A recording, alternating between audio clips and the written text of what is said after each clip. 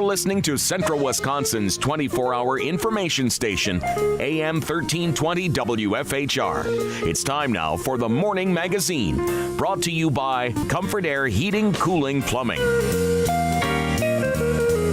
Now, with the Morning Magazine, here's Carl Hilke. Thank you, Jerry, and good morning, everyone, and welcome to today's show on AM 1320 and streaming live at WFHR.com. We also welcome our buddy Jesse from Wisconsin Rapids Community Media. The reason why he's here, it's our monthly visit with Wood County Sheriff Shawn Becker, and he's brought along a special guest, which I will let him do the introductions for.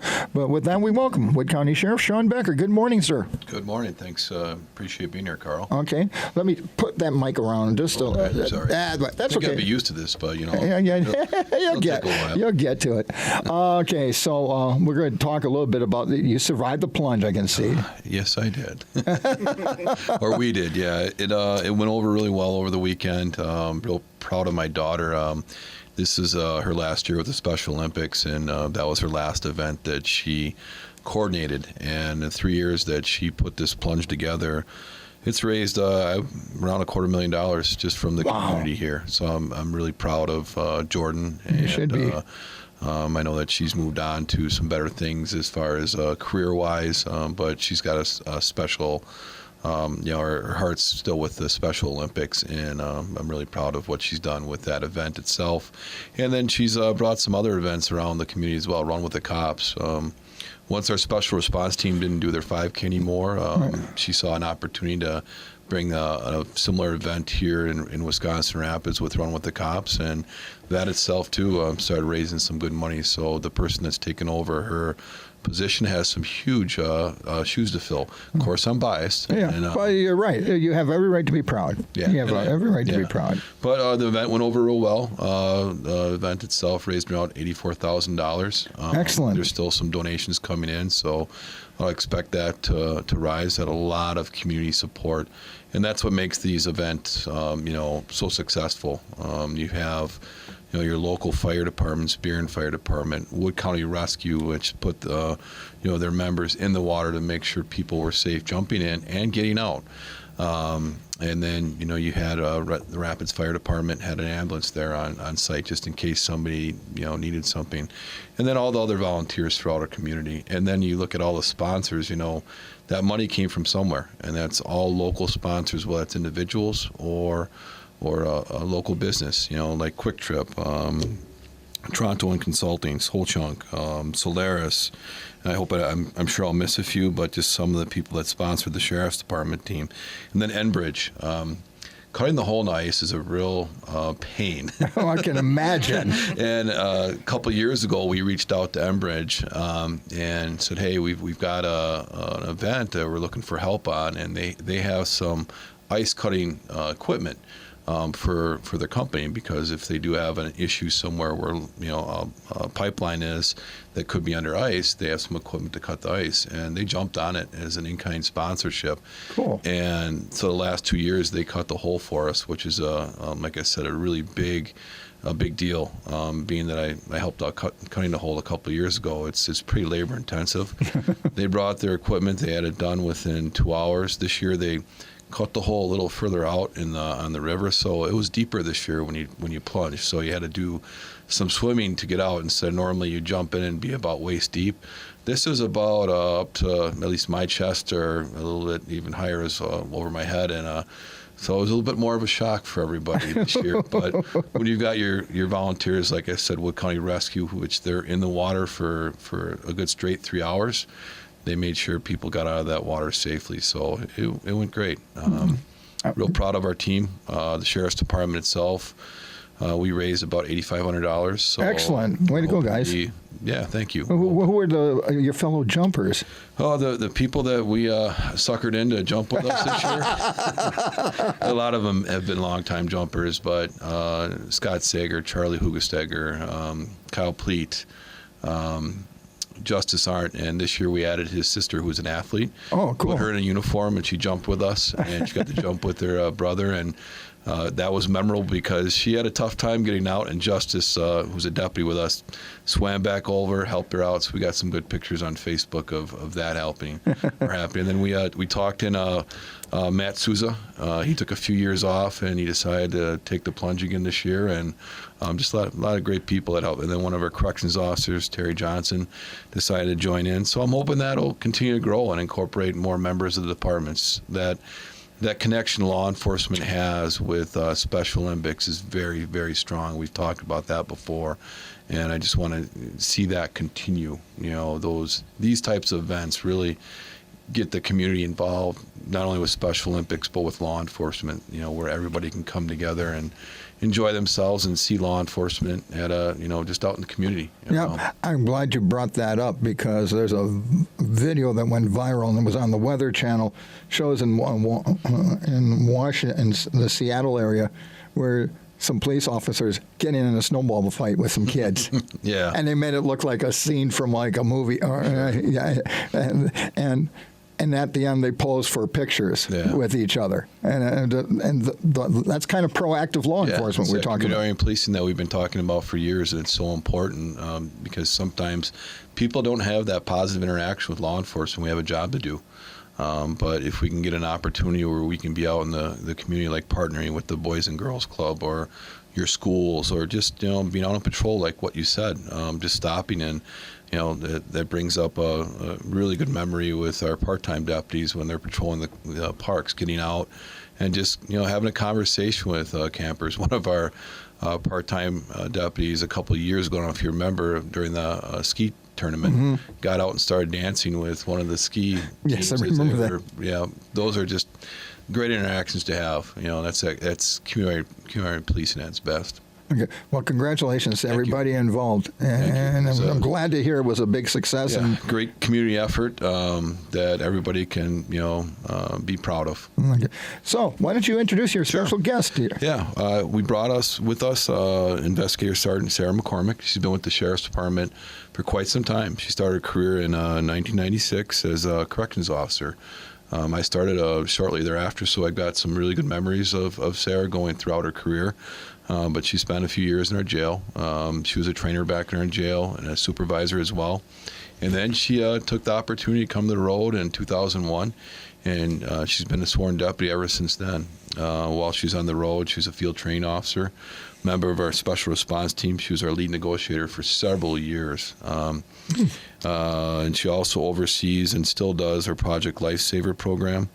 In 2011, she was promoted to investigative sergeant, and her position is she's a juvenile affairs investigator, so a lot of sensitive crimes, sexual assaults, arson investigations, and again, Project Lifesaver is a big program that she'll talk more on, but the Sheriff's Department started Project Lifesaver several years ago when we had a tragedy, I think in around 2005, that time frame, when Benji Heil went missing. And the community came together, and we searched for him, and not with the most positive results. But out of that situation, that program evolved, and we've kept it going for since then, and it's only gotten bigger. Now we work with our Human Services Department, just helping with the finances. But the nuts and bolts of this program is run by the Sheriff's Department. And I believe that we're probably, and Sara can talk about this a little bit more, but we have the most clients out of any county in the state. Close? We're probably close. Okay. So a little bit about Project Lifesaver. Yeah, we'll talk about that. Yeah, so Project Lifesaver is a rescue program for people that are affected by cognitive disabilities. A lot of our clients have autism. They have autism-like behaviors, Alzheimer's, dementia, and a few other disabilities. These are the people that would wander away and become lost, but not know that they've wandered or that they have lost. So they don't know how to say, I'm in trouble, please help me. A lot of, like the Alzheimer's, will have a mission, and they'll think that they need to go back to work, not realizing they've been retired for 20 years. And some of our younger autistic children are nonverbal. They have no skills to say, I'm in trouble. So this program, the clients wear a transmitter that runs on radio frequency 24/7. It's always sending out a signal. We at the Sheriff's Department, along with Marshfield Fire Department, Pittsfield Fire Department, Nakusa Fire Department, and Rescue 3, all have the receivers to search for that individual, for that frequency that they wear. On average, we can usually get our search times to half hour, 45 minutes. And given our location in Wisconsin and our weather, it's pretty important that the faster we find them, the faster our recovery is. Project Lifesaver is actually an international company based out of Chesapeake, Virginia. And the good thing about them being international, all of my clients, if they go to a jurisdiction that has Project Lifesaver program, their searchers can look for my clients, and all they need is the signal. Okay. So we've had it where Portage County has an individual come over to Marshfield Clinic, became lost at the Marshfield Clinic, and we could find them based on that. And they weren't our client. All we needed is their number. So it's we work together with a lot of different counties that have Project Lifesaver. How does someone become a part of or get signed up for? How does a family get someone signed up for the program? There's multiple different ways. We at the Sheriff's Department, they can call me. I'm the only Sarah at the department. Real easy to find for now. And so they can contact me, and I will talk to them about any age group, how to start the program, where to get the paperwork. I'll come out and help them do the paperwork. We also work with the ADRC, Aging and Disability Resource Center, here at the Centralia Center. They have somebody that deals with the clients for 18 and over and helps with the paperwork there. We also work with the Department of Human Services for 17 and under clients, and they will help facilitate the paperwork with them. I'm an overall person. I go to all clients. I talk to all groups. I've been with this program since 2007, 2008. I took it over, so I'm pretty well aware of the program and how to do it. How many people are signed up now? Right now, currently, we have 38 on board. We have another client or two in the works that they have their paperwork. It is kind of a long paperwork process, so if anybody needs help with that, I'll come out. I'll even write your paperwork for you. You just have to answer the questions. Okay. Because this sounds like a great program. It is. I mean, especially with, like you said, given our climate and our situation, if you have someone in your family who has a cognitive issue or is dealing with Alzheimer's and the like, I would think this is critical that you sign up for something like this. Are there any other qualifications? Some jurisdictions do ask that they've already wandered. We don't require that. Basically, the paperwork includes a person at risk form, which helps us understand your loved one. There's a contract. There's also a physician form, so the physician has to sign off and agree that they are a wandering diagnosis. But all the doctors that I've ever dealt with, they recommend us to their patients. Because a lot of times with these disorders, that's just another step. If they're not wandering, eventually they will be. And most of them will wander at some point in their time, and that's why it's real important to get us involved early on before that wandering actually starts to happen. We also try to. We don't encourage them to go into facilities and stuff to move there. We want them in their homes where they're comfortable. And we'll go anywhere to change a battery. Recently, we've made some changes within the Sheriff's Department and with Rescue. Rescue is one of our main rescuing searcher groups for the Sheriff's Department. They're our original searchers. So they're certified, they have the equipment. I call on them a lot, even if it's a client that took off their transmitter and flushed it down the toilet, which has happened. It's not that big of a deal. We deal with that. But we realize that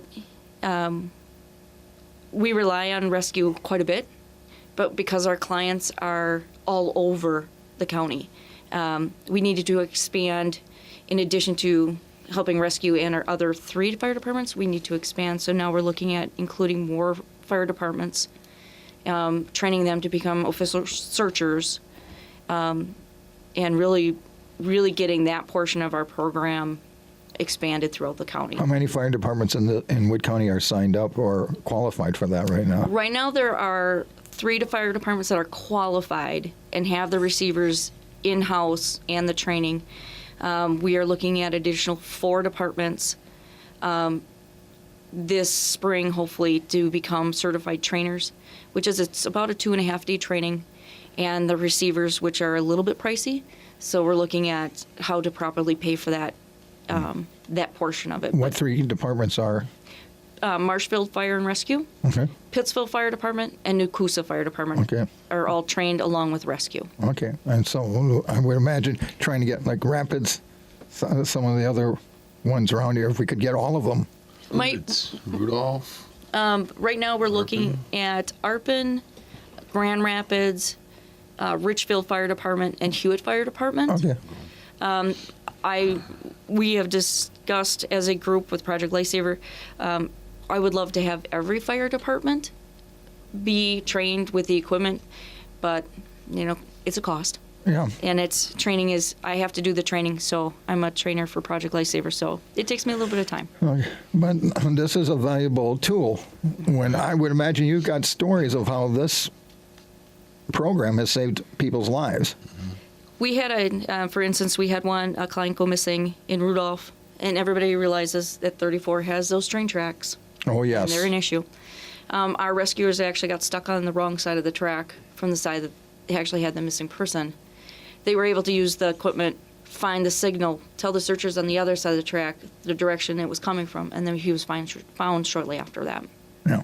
So this is very important. Yeah, and especially, Sheriff, when you're dealing with the extremes in weather, like in the winter. Right. Let's say if someone, God forbid, were to get lost in this snowstorm that's headed our way. Right, and what would happen is if we get the information that we have somebody that's on a program that goes missing, there's protocol that dispatch has depending on where that person's living, who's going to get dispatched to it. However, bringing up rescue again, they'll go anywhere within the county. As we talked before, like, hey, there are opportunities for rescue to not just service Southwood County. Hey, if somebody else in this program goes missing from any other jurisdiction other than what they normally respond to, they're going to go. That's part of the protocol. So dispatch has a protocol set. If somebody goes missing, the sheriff's department's going, if they're living within whatever jurisdiction, whether it be Wisconsin Rapids, Marshfield, everybody follows the same protocol. The biggest thing is getting that receiver out and getting that information from that family member or caretaker of, okay, where did the person go missing from? Then we start working from there. And then we can do this from the air as well. Sarah went to a training that with helicopters that would take the receiver up, and those are probably the best way to search for somebody from the air. Don't get me wrong, there's some other opportunities to use airplanes too, but with a helicopter, you can hover in an area, and you can have the receiver, and you can pick up where that person might be. We've done quite a bit of training, just with LifeLink, Spirit. If they're available, they're going to come out and help us out as well. What about the use of drones in this kind of a situation? We can. The only catch with the drone is the receiver. Okay. We don't have any capability right now to fly with the receiver, unless at this time we don't. No, we don't. The receiver has to be, because it emits a signal. Okay. And the trained searcher is listening to that signal and interpreting how close it is and things like that. So if we put it up into the drone, there's no way to hear it. So the signal, what does it sound like? Is it a series of beeps, or is it? It's a chirp sound. Okay. It's a very distinctive sound, and it's about once a second. Okay. Then we have a double chirp in there, and that's the identifier that says, yep, you're on the right one. Okay. And then you use that. And imagine the closer you get, the louder. Yes. So then you know. Yep. And then we start looking for the person. Okay.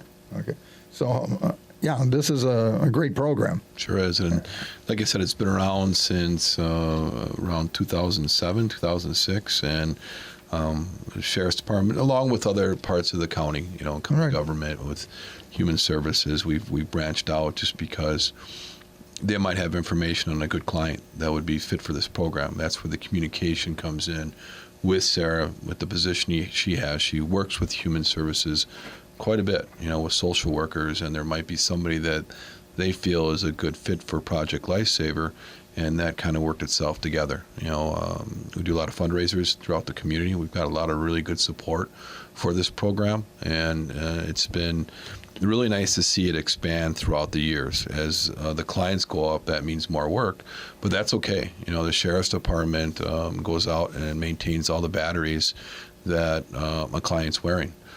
So you can imagine that probably at least a few times a week, our deputies are out, connecting with their clients, making sure that, hey, is the band that client's wearing okay? Do they need a new battery? We get notified on a rotation when people need a new battery. So this is a pretty big program that the sheriff's deputies are out helping Sara maintain. Okay. How long do those batteries last?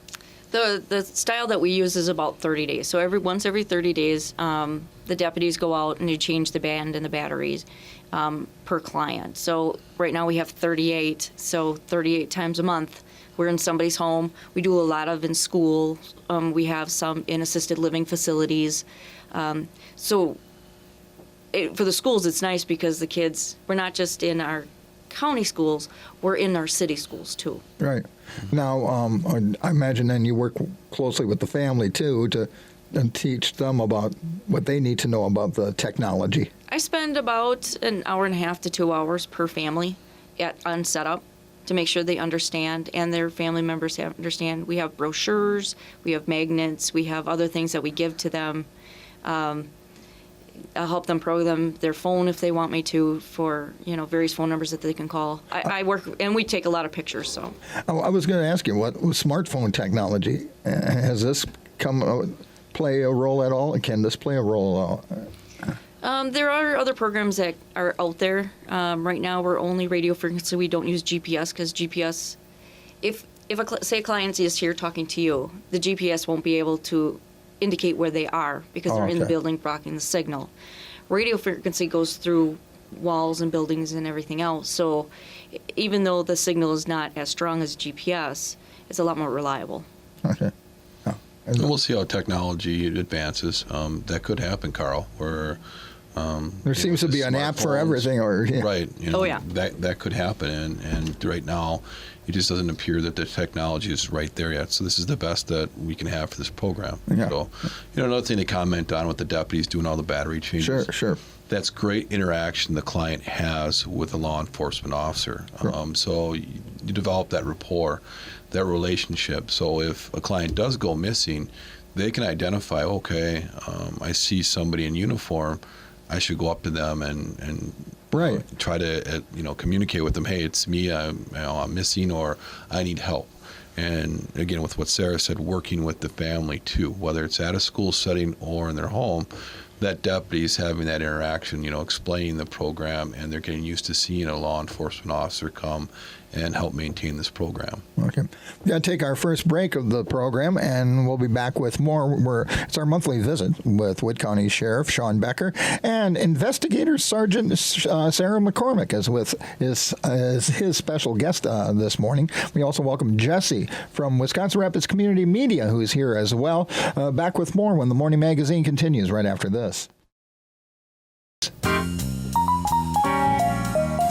Good morning and welcome back to The Morning Magazine, presented by Comfort Air Heating, Cooling, Plumbing. It's time for part 2.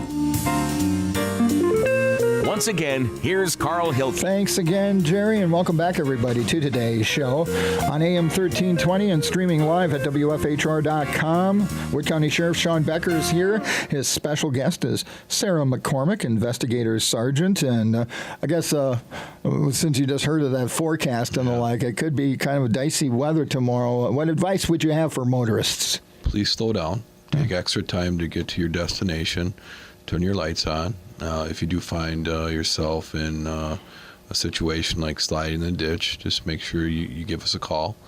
Call 911 if it's a situation that dictates that, and we'll get to you as soon as we can. But the biggest advice that I tell everybody is just slow down. If the way the weather is predicted now, you know what's going to happen tomorrow. So if you have to come into work, allow that extra half hour or whatever it takes to get there safely. Just slow down. It's not worth get into a situation where you're going to be late, or even worse, you get into a crash and somebody gets hurt. Slow down, prepare yourself for extra time. And have that winter survival kit that they always talk about, so that in case you are in an accident or a spin out and you got to wait for help, you have some blanket and some water. Might take some time. That reminds me, last night watching the news, somebody had to deliver their baby up in the Marathon County area because the roads were so treacherous, and the child was coming, and the father had to do the delivery on the side of the road and wait for an ambulance and law enforcement to get there. And I remember specifically the dispatcher saying it's going to be a while. The roads are in terrible shape, and you're going to have to basically deliver this baby on your own. And he did. One of our deputies had to do that a while ago. They talked them through it. Yep. Mm-hmm. Talked them through it. Yeah, and what a story they can tell about that baby's birthday. Oh, yeah. Something I'll never forget. Yeah, Lieutenant Brian Peterson had to do that several years ago. He had delivered to one of his... I think I remember that. Yeah, over in Quick Trip on A Street several years ago. Yeah. Hey, when sometimes they're going to come, they're going to come. Baby says, it's time. Yeah, exactly. Reintroduce Sarah for folks who might be just joining us on today's show. Investigative Sergeant Sara McCormick, again, started her career in 1996 as a corrections officer, and now has been an investigator for the last 8+ years, doing an outstanding job for us, and takes on a lot of different programs. We talked about Project Lifesaver, but she's also, with her connection to schools, and she spends a considerable amount of time up in the Auburndale area, the high school there. What we've been doing the past several years is been training staff and students to prepare for emergencies such as an active shooter. And today, from here, we're heading up to Pittsville, and we're going to do scenario-based training with their staff and students on how to prepare for that type of emergency. And she'll talk a little bit more on that. But that's been something the Sheriff's Department's been doing for quite some years. There's several of us that are trainers, such as Sara McCormick, myself, and several other members of our Sheriff's Department. It's just an emergency that over the years we felt it's very important that we train people, and not just in our school settings. A terrible situation like that could happen anywhere. And we tell people, if you want us to come into your place of business and just talk about security and how to prepare for a terrible situation like this, give us a call. We're more than happy to do presentations for like the chamber or any specific business, and we've gotten calls. But today, churches, another thing, and we've done that before. But today we're heading up to Pittsville, and that's with the whole entire student body, where we'll do scenarios. We'll talk about them. We've done it there before, so we're looking forward to working with them. Last year, we did a large scenario with our courthouse, where we had whoever had an office in the courthouse participated in an active shooter training scenario.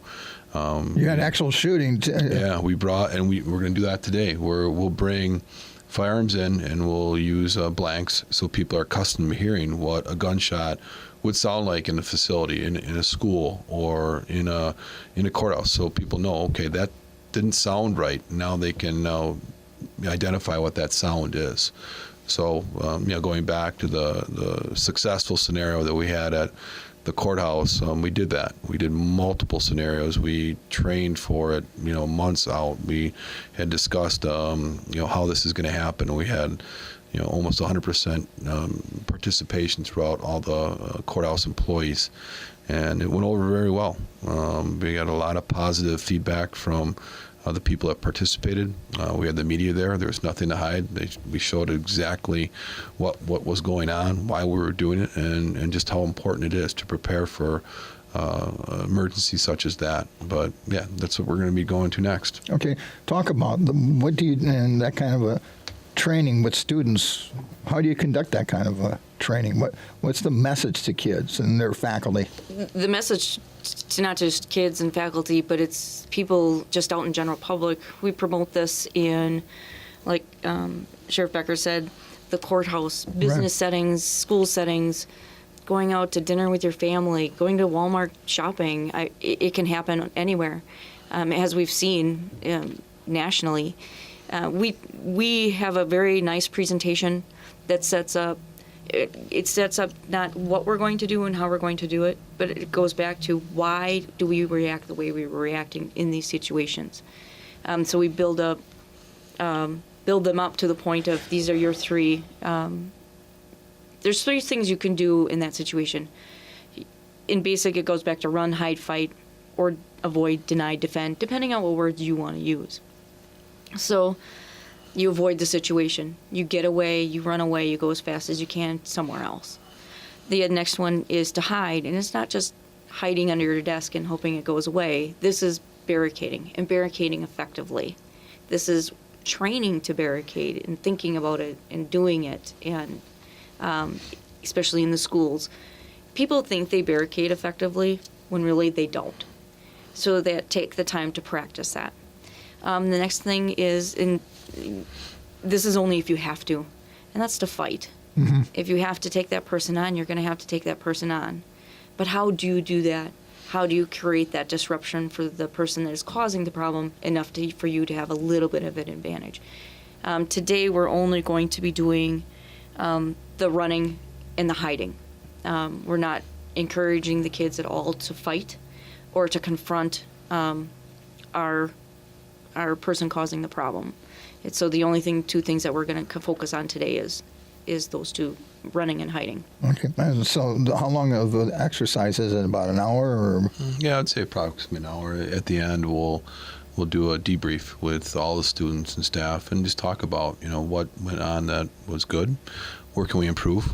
Going back to the whole training, if you go back several years ago, when an emergency would happen, like you think of the bank robbery, what happens? Everybody gets down and lays on the ground. Well, we don't want people to do that in this type of emergency, because that person that is creating this terrible situation isn't after your money, they're after lives. So we have to look at it differently. And mm-hmm. these three options that, like Sarah said, there's the run, hide, fight, avoid, deny, defend that we teach. They're the same thing. All right, you have to do one of the three, and if you can get out, you get out. If you can't, okay, then you not only hide, but then you barricade. You do something above and beyond, so that person that is causing this situation can't find you. An active shooter, like I said, they want one thing, a life, and if they can't get to you, you'll survive. And then the last thing is, like Sarah had mentioned, you need to fight. What's your life worth? You can't just stand there and not do anything. But those are the options that we talk about, and we take it. We go even further when we go around the school. We talk about ways of getting out. It's not just going through a door. If you can break a window and get out, it's okay to do that. You can't just be tunnel visioned into one area of like, this is the way I'm going to go. No, and we walk through the school. We talk with staff and students, like, okay, look at your options. Know your environment, and staff should definitely do that just about every day. We tell staff to don't be so accustomed to come into one entrance of your school or wherever you work. Come in different ways, so you're kind of accustomed of different entrance and exit points of the building that you work at.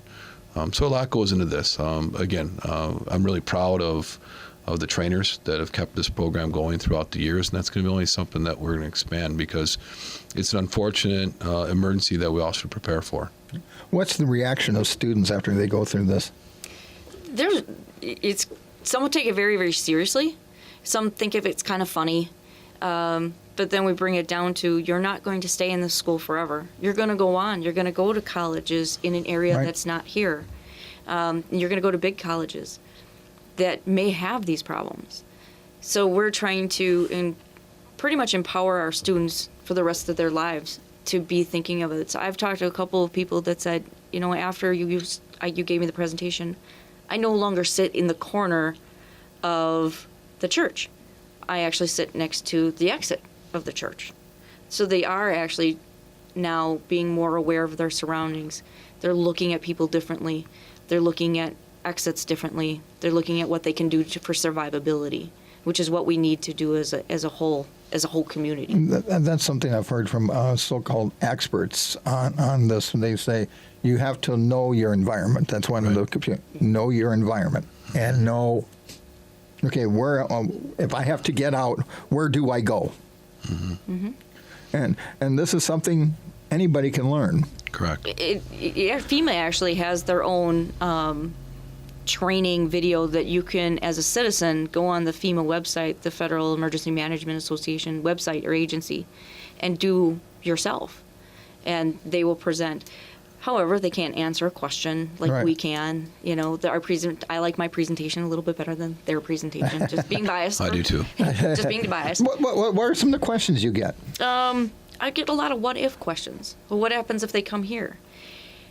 What happens if they use this door instead of this door? And some of those questions I can't answer because I don't know the answer because I'm not going to be there. This whole training that we do, this whole community outreach, is basically this stuff happens before law enforcement gets there. So you need to know something before then. I can't answer every what if question, but I can give you the information. I can give you the knowledge. You have to implement it. And you say this program, you'll do the trainings for anybody. Mm-hmm. And I would imagine some of our larger employers would Right. benefit from the. Yeah, we've done presentations for that. We encourage them to reach out, have a plan, have a policy in place, and discuss it with the employees. Just so people have thought about it before we get there. But no, we enjoy doing the train for people. I think it gives some empowerment and some opportunity to learn something that could save your life. So we've been doing it, like I said, for several years and gotten some really good feedback from folks. So if anybody would like us to come in and go through the training, we're more than happy to do so. Okay. Do you also, like when you're in a school, or do like a security check or point out things? You might want to do something differently here or here. Yes, we have conversations with the school after the presentation. I'll do the walk and talk. So we walk throughout the entire school, and I'll ask them questions. What do you think about this? What do you think about that? To make them think about their own safety. We can come in and tell them everything, but that's not the purpose. The purpose is to get their brains also focused on their survivability, their safety of their own building. What can they do for themselves? Okay. Another important part of the training is how to respond to us when we get there, because it's pretty uniform across all law enforcement officers how they train for this across the country. And if this situation would come up, we're all coming. It doesn't matter what jurisdiction would have it, whether it's an active shooter in Wisconsin Rapids, Marshfield. Everybody's coming from every jurisdiction that we can, because what our job is to go in and stop the threat, take care of that threat, and then start helping out victims if we have any. But how do you react to law enforcement coming in? Because our focus is that suspect, is that person. Yes, we're going to also have fire and EMS people coming with us once it's safe for them to come to the building, but law enforcement is going in there to take out the threat. EMS and everything will come in with law enforcement and start removing victims if there are any. But people have to understand what our role is, and even if somebody is hurt, and there's still an active shooter in a building, we're going to that active shooter. We can't, stop and help somebody. We got to take care of that person that's taking lives, and then EMS will be coming with us. So we've got plans in place that we've been practicing with fire and EMS people for a long time. Just how we can do this together to save lives. Okay. Well, it's, I'm sure you hear it from parents, and it's sad that we live in the time where we have to do this, but it's a critical skill to learn. It's a survival skill. Right. It is very critical, especially in this day and age when we have small jurisdictions. Shawn, a couple years ago, had an active shooter. I mean, Yeah, it happens. It doesn't matter. Doesn't matter. It doesn't matter where. It doesn't matter how small you are. It's going to happen. It could happen anywhere. We're going to take our last break and then be back with more here on the Morning Magazine.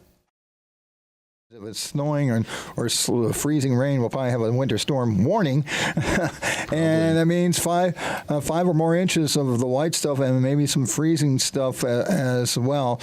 How does the sheriff's department prepare for that? And when there's a storm coming, Mm-hmm. and so how do you prepare? Well, our shifts obviously are going to be aware of that something's coming, so periodically we won't let people take off. If they want to take off like the next day, we'll say, well, wait, no, we've got an issue with some weather coming in. So we'll make sure that we have everybody working. If it's bad enough and it's that shift change, which is at 6 a.m., if we have to hold people over from our night shift, we will, if we're busy. If we start getting quite a few, slide-ins or a few crashes, we'll hold people over. But people have to understand, if we start getting numerous, complaints such as that, it's going to take us a while to get there. And we just tell people to stay put in their cars, call, let us know where you're at, and we'll get there as soon as we can to help out. The tow operators will be busy. They know it. They're available, obviously 24/7, but they pay attention to the weather as well. And so does fire and EMS. If they know something's coming in, they think about it. Like, okay, we could have some crashes here. So it's well known that the Sheriff's Department pays attention to the weather, and if the calls to service are, we're having quite a few of them, we'll make sure that we do our best to get there. Are there certain highways or areas of the county where they're more susceptible to accidents in bad weather? It depends. Our highway department does a nice job also monitoring the weather. Well, they'll keep extra staff on it, and they'll concentrate on those county highways and U.S. Highway 10 as well. But that doesn't mean you can still travel above the speed limit or at the speed limit. That's where we see a lot of our issues with people are driving too fast. But our highway department does an outstanding job of getting out there as soon as they can. They'll be out there. I would imagine they'll be out all night tonight. They'll have somebody out salting and sanding problemed areas on the county highways. So it can happen anywhere. As far as plowing, the county's responsible for obviously the county highway system, or if a township contracts with them, they'll be also utilizing their plows on those particular roads as well. Again, I'll just go back to saying that, hey, we know tomorrow we've got weather coming, and your morning commute, give yourself some extra time. Yeah, that's a good point too. You mentioned speed limits. Mm-hmm. The speed limit is for dry pavement. Correct. You can be, correct me if I'm wrong, Sheriff, but you can be ticketed for driving too fast. For the conditions. For the conditions. Mm-hmm. Yeah. So I'm going, hey, it's 30, I'm going 30. Did you see the road? Right. And all of our squads have video with them. We have body cameras, so people can see later, okay, look at these conditions. Do you think you should be going 55? No, you shouldn't be. That's the speed limit you're exactly right, for dry pavement. Okay. So everybody be smart. We'll all be smart tomorrow so that you guys aren't busy. We'd appreciate that. I'm sure the plow trucks too. And one of the things I know that I've dealt with plow truck drivers a lot, they just ask that, please remember it is illegal to pass them when they are actively plowing. It is a safety hazard nonetheless. Just give them room to do their jobs. Yes.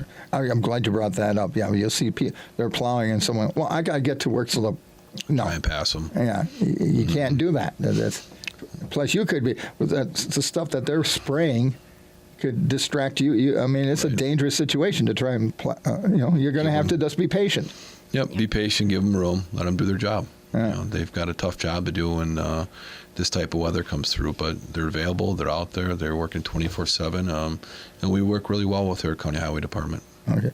So hopefully everybody, this all be good drivers and everything else, and we'll get through this storm. Yep. Now, that leads into the other big question, snowmobile trails. Yeah, they're still closed. I know. And Yeah, Sheriff is an avid snowmobiler. Yes, I am. Our family is. It's been a frustrating, obviously, year in central Wisconsin because a couple weeks ago I was in some training in Madison, and they got hit with a foot of snow, and all their trail system opened up south of us, and then everything to the north of us was open. We get the bitterly cold weather. We get a little bit of snow in there. It looks pretty good. We're all pretty optimistic that our trail system here in Wood County will open. Well, then what happens? Last weekend we get rain. Right. So, yeah, we're frustrated as far as being an avid snowmobiler. Our club that I belong to, the Kellner Knights Snowmobile Club, we're doing a fundraiser this Saturday over by Anchor Bay on the Wisconsin River, our Raider Run. It's a pretty popular event. It's grown the last few years, so even if the trails are open, invite you to come out and watch. or if you got a snowmobile and you want to enter it into the radar run, we'll give you a speed. The track, I believe, is a quarter mile. Again, a lot of volunteers, not only from the club, make it happen, but other people out in the community as well. So that's going to be going on. I doubt the trail system will be open by the weekend. We'll see what happens after this weekend, but the rain really took care of our trail system. Our groomers were doing an outstanding job to getting it ready, and it just that rain took care of it. So hopefully we'll get a good amount of snow, and somewhere in the near future the trail system will open up. How long does it take after a good snowstorm to prep?